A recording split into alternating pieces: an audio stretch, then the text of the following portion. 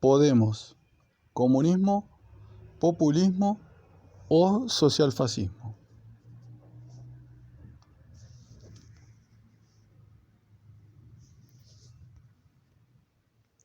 Este libro lo forman 4 capítulos escritos por otros tantos autores pertenecientes por edad a la generación del recambio, la de 1976, nacidos entre 1969 y 1983, de la que también forman parte Carolina Vescanza, Luis Alegre, Pablo Iglesias, Pablo Echenique e Íñigo Errejón, Adalides de Podemos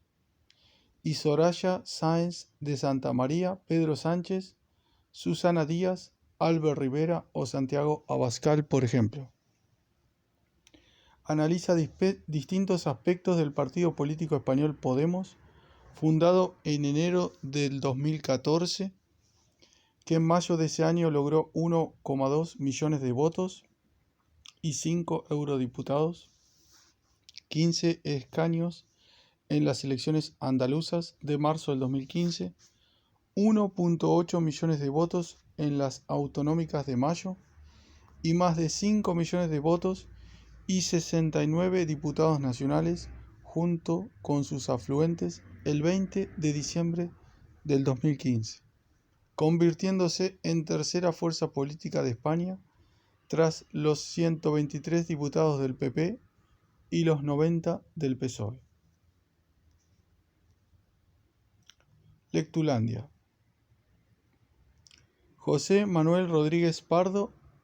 y Iván Vélez Cipriano y Santiago Armesilla Conde y Ismael Carvalho Robledo. Podemos, comunismo, populismo o socialfascismo.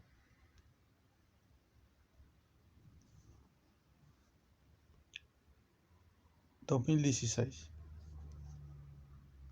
Prólogo. Gustavo Bueno Sánchez. En combate contra la corrupción ideológica. Este libro lo forman 4 capítulos que analizan distintos aspectos del partido político español Podemos, fundado en enero de 2014, que en las elecciones europeas de 25 de mayo de ese año obtuvo 1,2 millones de votos y 5 eurodiputados, la cuarta fuerza de España tras los 16 eurodiputados del PP, los 14 del PSOE y los 6 de Izquierda Unida, LB, en las elecciones andaluzas de 22 de marzo del 2015 obtuvo 15 escaños, 47 el PSOE y 33 el PP.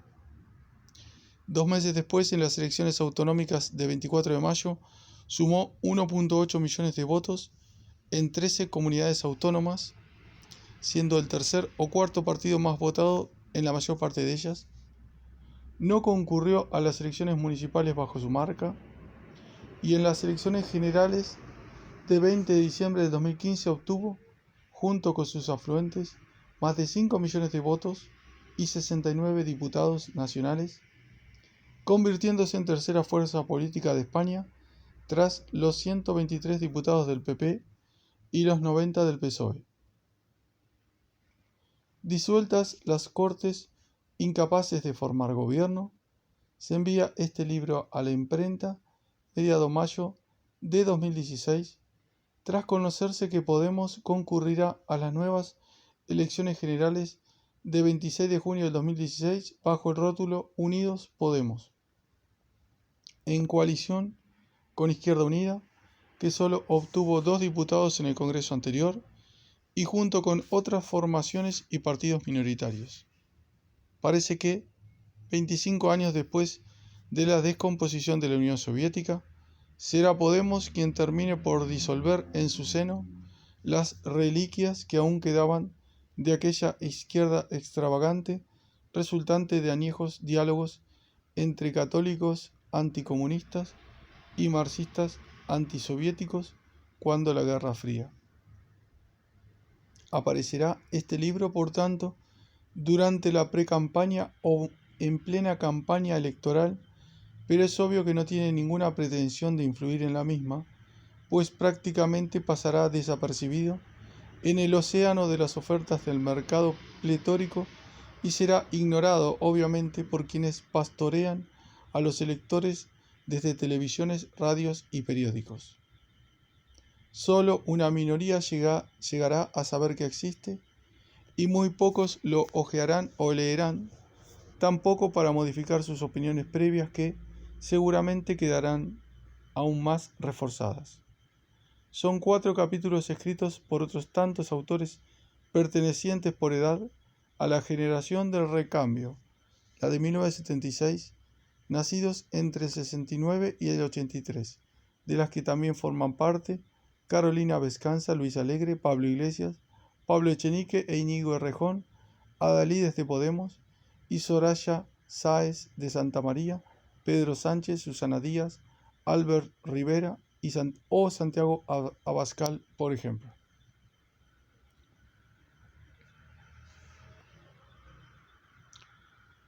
Felipe VI, actual jefe de Estado, ya pertenece a la generación anterior, aunque sea en su límite, pues nació en 1968. Una situación similar a la que correspondió a su padre, el sucesor de Francisco Franco en la jefatura de Estado, nacido en 1938, último año de la generación del silencio, que dejó paso a la generación del cambio, la de 1946, nacidos entre 1939 y 1953, a la que pertenecen Alfonso Guerra, Julio Anguita, Felipe González, Juan Luis Cebrián, Gerardo Iglesias, Jorge Verstringe, José María Aznar y Jaime Roures, Federico Jiménez Los Santos o Pedro Ramírez, quienes desde finales de los años 50, desde el interior más que desde el exterior, aunque con no pocos auspicios y consejos procedentes de los Estados Unidos de Norteamérica, de Francia y de Alemania, más del Vaticano que de Moscú, fueron sustituyendo el nacional-catolicismo por un dialogante y desgregador federal-catolicismo, preparando la transición a la democracia coronada que había de producirse en España cuando faltase Franco, planes que en lo esencial tenía el régimen atados y bien atados. Ya habían acuñado en 1972 el rótulo Generación del Príncipe, que luego había de competir con el de Generación del Cambio. El PSOE adoptó en 1982 el lema Por el Cambio y Generación de la Transición, denominación triunfante utilizada incluso entonces por ideólogos troquistas de la Liga Comunista Revolucionaria. 30 años después, 2 generaciones después, pregonan los ideólogos una segunda transición en España y Pablo Iglesias, por ejemplo, presenta 2015 como año del cambio en su libro Una nueva transición, materiales del año del cambio. Recuérdese el cordial y discreto encuentro mantenido en diciembre de 2014 por Iglesias y Errejón con José Bono y Rodríguez Zapatero. Hace 12 años Rodríguez Zapatero se convertía en presidente del gobierno tras las elecciones del domingo 11M más 3 de marzo del 2004, tras un sábado de protestas espontáneas del pueblo ante las sedes del PP convocadas por famosos SMS, Aznar de Rositas. Lo llaman Jornada de Reflexión, Urdaz Trabajando, hoy 13M a las 18, sede PP, Génova 13 por la verdad, sin partidos, pásalo. Que Pablo Iglesias ha reivindicado en diciembre del 2014 como gestados en su facultad, lo que no tiene nada de particular por su profesor Juan Carlos Monedero, 15 años más viejos, una generación, ya había registrado en enero del 2003 el dominio no a la guerra y aparecen las fotografías de quienes el 13M gritaban asesinos, asesinos ante la sede del PP. 2 años después, en octubre del 2006, difundían las librerías Zapatero y El Pensamiento Alicia, un presidente en el País de las Maravillas, libro que agotó 5 ediciones ese año, con el siguiente texto editorial en su solapa, que sirve para recordar el panorama ideólogo dominante hace 10 años en España. Para el filósofo Gustavo Bueno, lo sucedido en los últimos años de gobierno socialista constituye un ejemplo manifiesto de que tanto José Luis Rodríguez Zapatero como gran parte de los miembros de su partido conciben un mundo más propio de la ensoñación infantil que guarda evidentes paralelismos con el de los espejos o con el País de las Maravillas, en los que se aventuraba de cuando en cuando la Alicia de Lewis Carroll. Este pensamiento acrítico y que sobrepasa con mucho los límites de la utopía es capaz de llamar personas no humanas a los simios,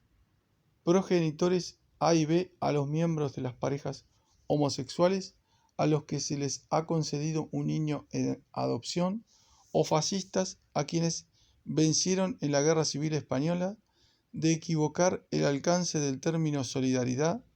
que puede aplicarse también al comportamiento de una banda de ladrones o terroristas, y de plantear una alianza de civilizaciones sin delimitar antes lo que son éstas, encubriendo así los problemas reales de la gente bajo una nebulosa fantasiosa y carente de contenido. ¿Cuáles son los antecedentes de Podemos? En 1993, cuando el secretario general de Podemos solo tenía 15 años, atrás el quinto centenario, la Expo de Sevilla, los Juegos Olímpicos de Barcelona, se constituye en Valencia, en un entorno universitario, la Asociación Centro de Estudios Políticos y Sociales, CEPS, que en 1996, año en el que, tras las elecciones del 3 de marzo, comienza a gobernar José María Aznar, inicia la publicación de Ágora, revista de ciencias sociales. El primer número de Ágora es un monográfico sobre el estado de bienestar y su primer artículo, La crisis del Estado, va firmado por Ignacio Sotelo, de la corriente izquierda socialista del PSOE y predicador de cabecera en el país. 30 años antes de la fundación de CEP, Ignacio Sotelo, nacido en 1936 y afiliado de estudiante en Madrid al virtual Partido Socialdemócrata de Dionisio Ridruejo, aunque entonces no existían las becas Erasmus, pudo disfrutar de una bolsa de 3.000 francos puestos por la CIA yanqui vía Comisión Española del Congreso de la Libertad de la Cultura a través de la tapadera Comité d'écrivains d'éditeurs por un entraide europeo, con el objeto de trasladarse a Alemania para finalizar la tesis que había comenzado en 1960 en la Universidad de Colonia, dirigida por el profesor Landgrave. Se titula El problema de la dialéctica en Sartre y consta de 4 partes. 1. Del existencialismo al marxismo. 2. ¿Qué quiere decir razón dialéctica en Sartre? 3. La dialéctica como la realidad de lo histórico y el problema de una dialéctica de la naturaleza. 4. Personalidad e historicidad. Y en ella se propone el solicitante mostrar la insalvable discontinuidad que hay entre la fase existencialista de Sartre y su fase dialéctica, así como el influjo que ha tenido sobre esta evolución o conversión la experiencia político-social de Sartre. B. Estudiar el alcance de la concepción sartreana de la dialéctica como renovación del hegelianismo. C. Criticar la distinción de Sartre según lo cual lo social y lo natural son 2 planos de lo real, el segundo de los cuales escapa al proceso dialéctico. D. Analizar la relación dialéctica del individuo con los distintos peldaños de la comunidad para discutir los problemas básicos que el saber social implica y mostrar que esos problemas solo tienen sentido desde la perspectiva que abre la ontología de Hegel. Se lee en la solicitud de la beca concedida el 22 de abril de 1963 y abonada en manos en mano en París al comenzar el viaje el 20 de julio de 1963.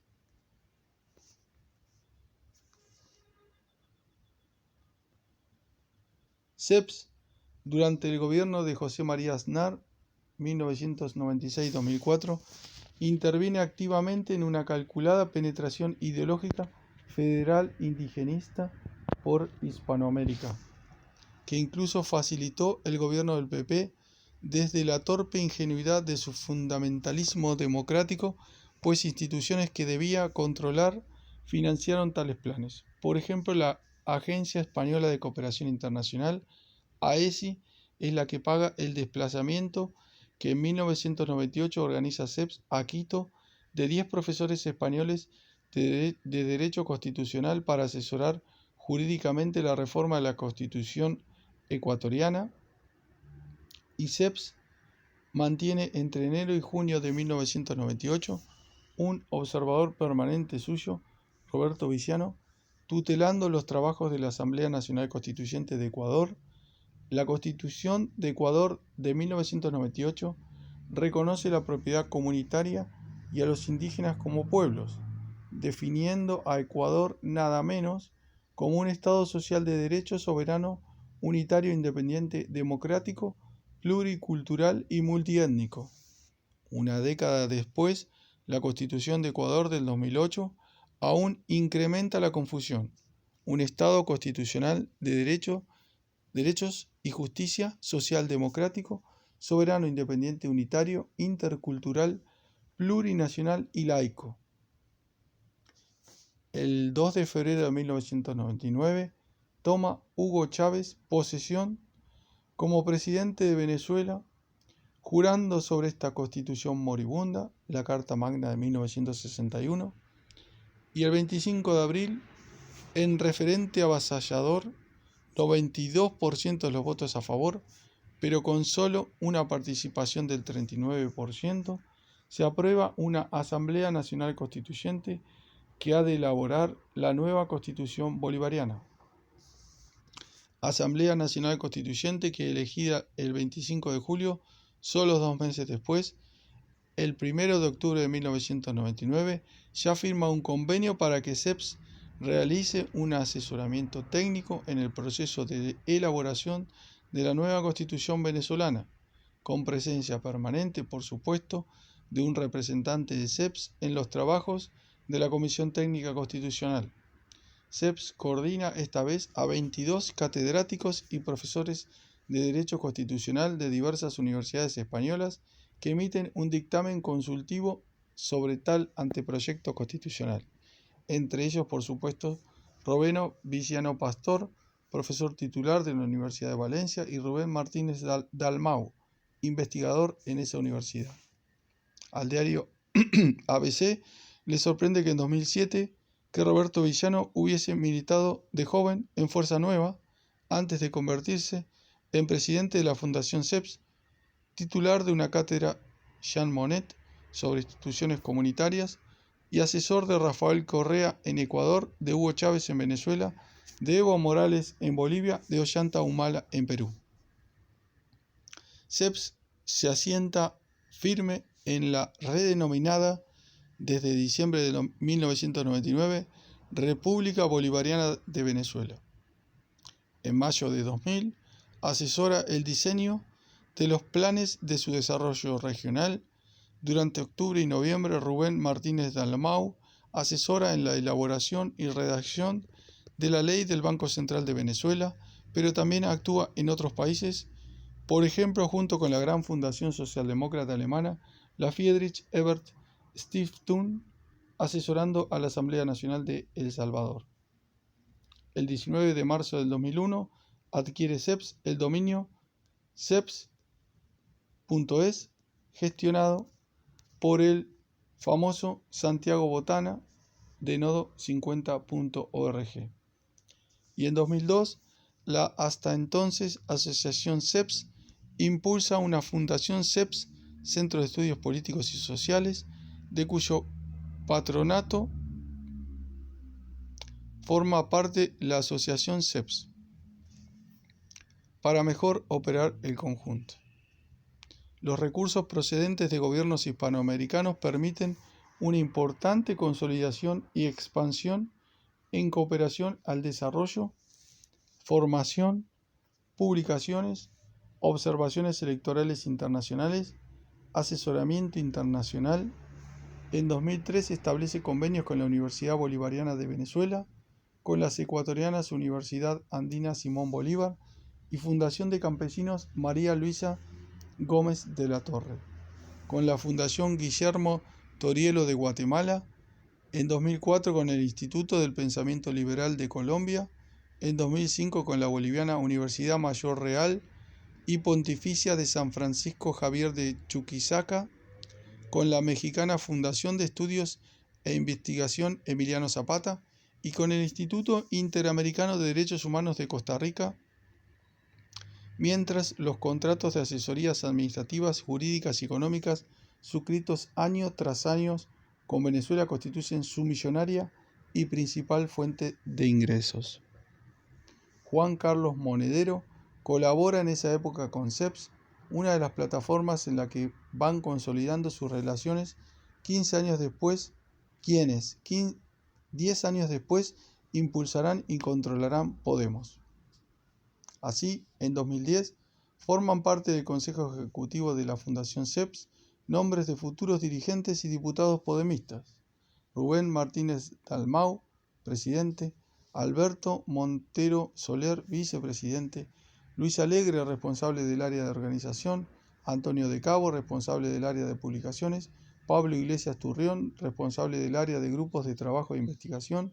Fabiola Meco Tebar, responsable del área de gestión y recursos; Antonio Montiel Márquez, responsable del área de cooperación para la democracia local. Y en diciembre de 2013, es decir, antes de la fundación de Podemos, el patronato de la Fundación CEPS lo constituyen Alberto Montero, presidente; Íñigo Errejón, secretario; Fabiola Meco, vicepresidenta y tesorera; y Roberto Villano, José Manuel de Pablos Coelho, Antonio de Cabo, Pablo Iglesias, Isabel Luján, Adoración Guamán y Rubén Martínez como vocales. La Fundación CEPS no financia a Podemos, como confunde la brocha gorda de mucha prensa, pero Podemos es hijuela de la Fundación CEPS, institución que en marzo del 2016 cesa discretamente su actividad y hasta desactiva su sitio de internet.